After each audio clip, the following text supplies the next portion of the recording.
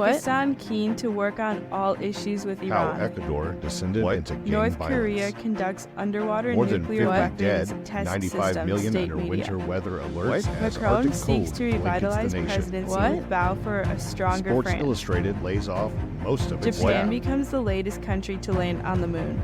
What's going on in the world?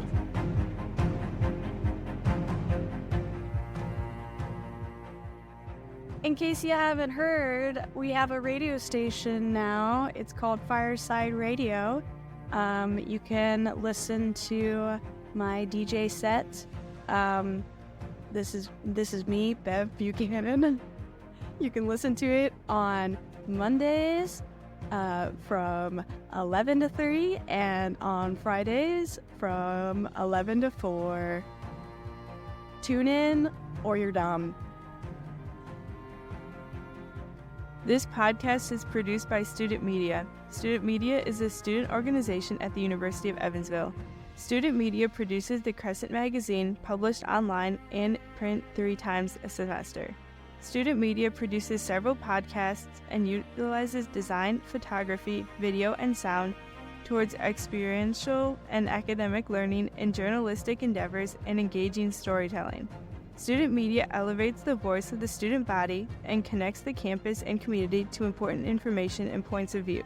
To learn more, visit crescent.evansville.edu.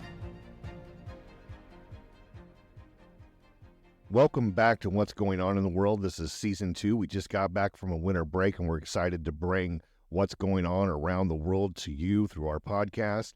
I am here with Sarah Siles, and my name is Tommy J. Hausman, and here we go. So, what is going on with this weather? I'm glad you asked.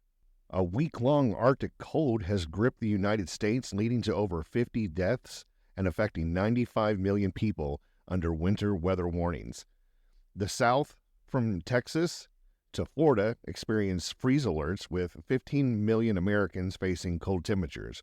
Notable cities like Shreveport, Jackson, Birmingham, and Atlanta saw temperatures dipping into the low 20s or teens. Tennessee reported the highest number of cold-related deaths. Various states issued warnings, with Tennessee closing state offices due to dangerous winter weather. Western New York residents battled heavy snowfall, and cities from West Virginia to South New England expected 1 to 5 inches of snow. Philadelphia, New York City, and Boston also faced snowfall.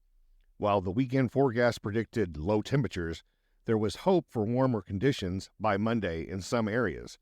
The Midwest anticipated sunnier days with a temperature increase by the end of the week. The situation is developing and updates are expected. Here on the University of Evansville campus, we have about a half inch of snow and a little bit of ice here and there, but it seems like facilities management has been on top of it, spreading salt around and scraping the snow off in the parking lots, and I don't think there's been any accidents on campus, and everything's worked out pretty well. I think everybody's getting around pretty good. I made it to all my classes. How about you? I did too. But from the University of Evansville campus to the other side of the globe, what's going on in Iran and Pakistan, Sarah? Conflict is raging between Iran and Pakistan. On Tuesday, Iran fired missiles into Pakistan in an attempt to kill an Iranian terrorist group. In retaliation, Pakistan fired missiles into Iran yesterday. Additionally, an Iranian-backed military organization, the Houthis, are continuing to attack ships in the Red Sea. Hezbollah, another Iranian-backed group, is fighting Israel and Lebanon. Despite all of this, Iran still says that they do not plan to get involved with the Israel-Hamas conflict. I think that Iran is indirectly involved with the war, though, because they are drawing part of Israel's military away from Gaza and into Lebanon.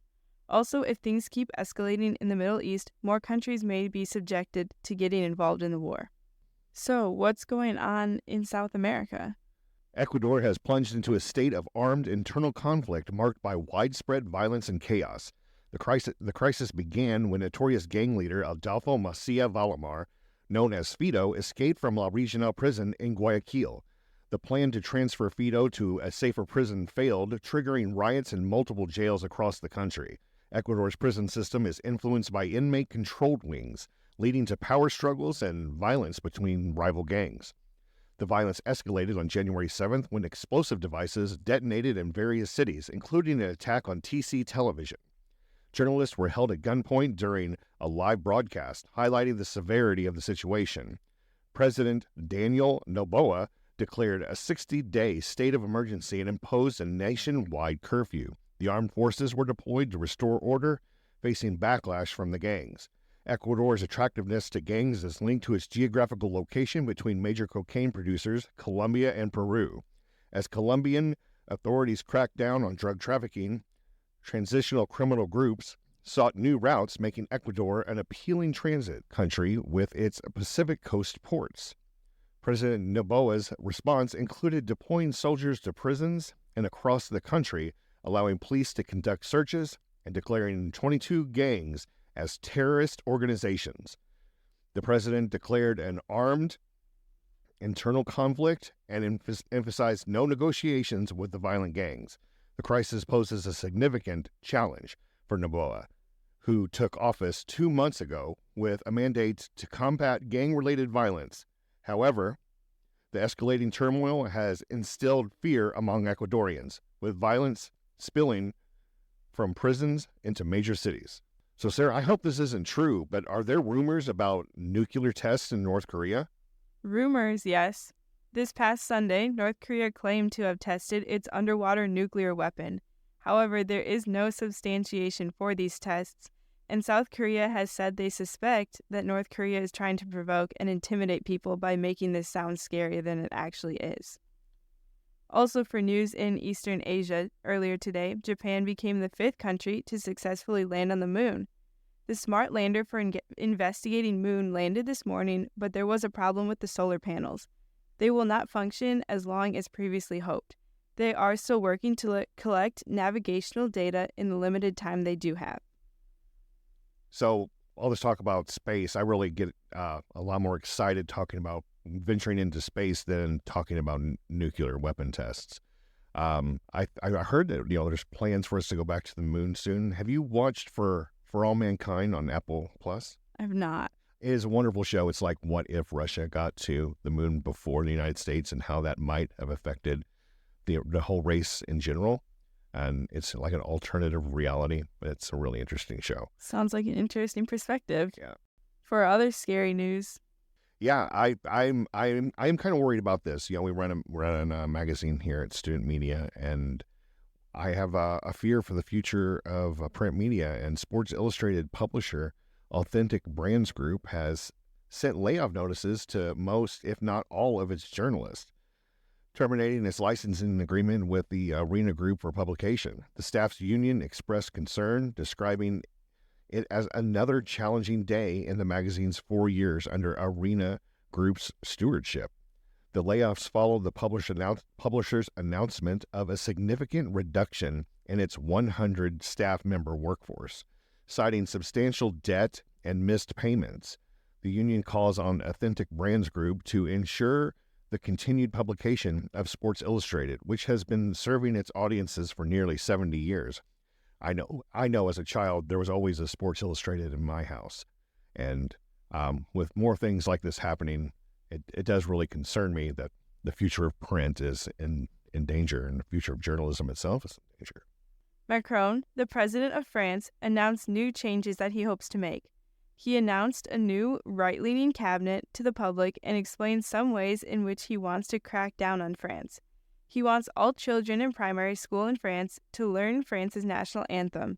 He also wants to, quote, regulate the use of screens among young children, end quote, and to, quote, better controlling our borders by fighting against uncivilized behavior with a doubling of the police presence in our streets, by fighting against drugs, by fighting against radical Islam, end quote. I think one of the biggest challenges for him and his ideas is going to be that he wants to unite France, but also to make it more right politically. I feel like some of the things he wants to achieve don't necessarily align with right-wing values, so it will be interesting to see how he goes about accomplishing his goals. Well, on that note, I think that's the end of our first episode of Season 2. Thank you, everybody, for listening to What's Going On in the World. My name is Tommy J. Hausman, and I'm here with Sarah Stiles. We're looking forward to you tuning in next week. Thank you. Bye-bye. Pakistan keen to work on all issues with How Iran. Ecuador descended into gang North violence. Korea conducts underwater More than 50 nuclear weapons dead, test 95 system, million state under media. winter weather alerts as Macron Arctic seeks cold to blankets the revitalize nation. presidency with vow for a stronger Sports France. Illustrated lays off most of its Japan staff. becomes the latest country to land on the moon. What's going on in the world?